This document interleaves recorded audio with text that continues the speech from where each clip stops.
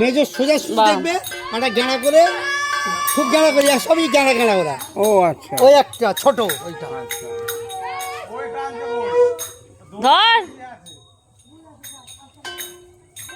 এই দেখে দেখে টানবি, নাহলে আটকে যাবে। বাট ওরেও তো হ্যাঁ, আগের বছর খারাপ হয়ে গেছিল তো, সেই কাঠের চাকা ছিল তো বেরিয়ে যাচ্ছিল, বিয়ারিং দিয়ে করেছে, এবছর খুব ভালো করেছে। বিয়ারিং দিয়ে করেছে মানে খুব ভালো করেছে। হ্যাঁ করেছে তো, এটা প্রচুর বৃদ্ধি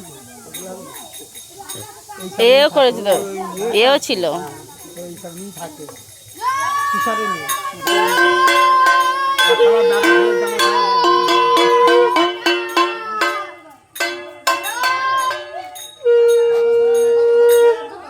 নামটা যে কি ভুলে গেল, নামটা কি কুয়ারে জানি,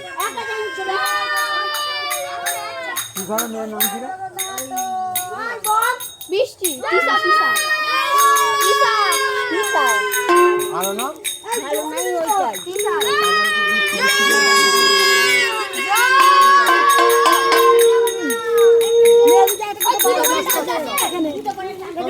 আস্তে আস্তে টেনে টেনে যাবি, ঘুরিয়ে নিবি। কত দিতে হবে না বাবা, সবাইকে একটা টাকা দিয়ে দিবি, সব ঢুকে যাবে। আছে